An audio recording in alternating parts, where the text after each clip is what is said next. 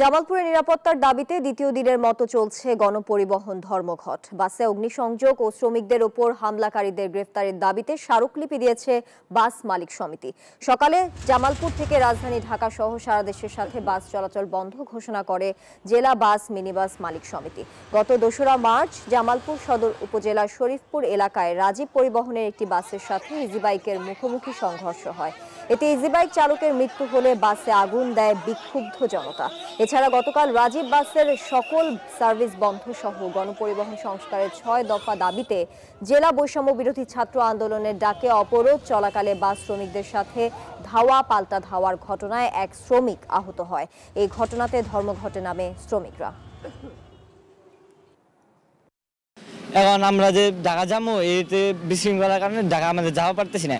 এখন আমাদের মনে করেন যে এই ভোগান্তি দিতে পারতাম না যদি গেলে কোনো হাইস কিংবা কোনো সিএনজি চলতে পারেন। সিএনজি যে কয়টা তো চলতেছে এগুলো সব ডাবল ভাড়া নিয়ে মানে এক একজনের ভোগান্তিতে ফেলাইতেছে।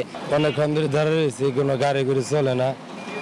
কি বলে একটা ধর্মঘট হয় না, আমরা তো হয়রানির ভিতরে আছি। ঢাকা যাবো ঠিক আছে, আমি তো মনে করেন ঢাকা যদি টাইম সময় মতো না যেতে পারি তাহলে মনে করেন আমার চাকরি থাকবে না। ঠিক আছে, আমি কিভাবে মনে করেন যে যাওয়া যায়।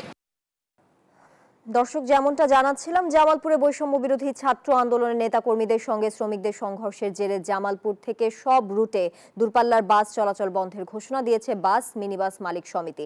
এ বিষয়ে বিস্তারিত জানাতে আমাদের সাথে যুক্ত হচ্ছেন সহকর্মী তানভীর আজাদ মামুন।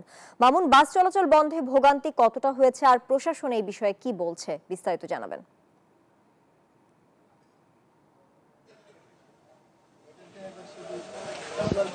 জি, ধন্যবাদ আপনাকে। আমার পিছনে দেখতে পাচ্ছেন যে অগ্নিসংযোগ করা হয়েছে যে বাসটি, সড়ক দুর্ঘটনায় এই বাসটি স্থানীয় জনগণ এবং আগুন লাগিয়ে দেয় এবং তারপরে থেকে কিন্তু আসলে এই ঘটনার সূত্রপাত। এর মধ্যে বৈষম্য বিরোধী ছাত্র আন্দোলনের নেতৃবৃন্দ তারা বিভিন্ন দাবিতে অবস্থান কর্মসূচি পালন করে।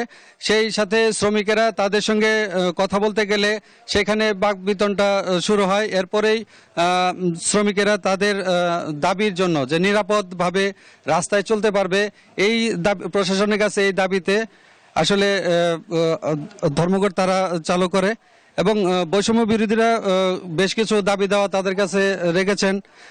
তারা প্রশাসনের চেষ্টা করতেছে এই বিষয়টা নিরূপণের জন্য, যাতে খুব তাড়াতাড়ি এই জনদুর্ভোগটা কমে। আর আজকে শ্রমিক ইউনিয়ন থেকে এবং বাস মালিক সমিতির থেকে জেলা প্রশাসন এবং পুলিশ সুপার বরাবর কিন্তু তারা স্মারকলিপি প্রদান করেছেন। আমি একটু আগে শুনতে পারলাম যে জামালপুরের পুলিশ সুপার কেন্দ্রীয় বাস টার্মিনালে আসবেন এবং এই ভুক্তভোগীদের সঙ্গে কথা বলবেন, শ্রমিকদের সঙ্গে কথা বলবেন এবং বিভিন্ন এই সমস্যাটা যত দ্রুত সম্ভব নিবারণ করা যায়। এই ছিল জামালপুর থেকে আমার সর্বশেষ। পাবন, আপনাকে ধন্যবাদ যুক্ত থাকার জন্য।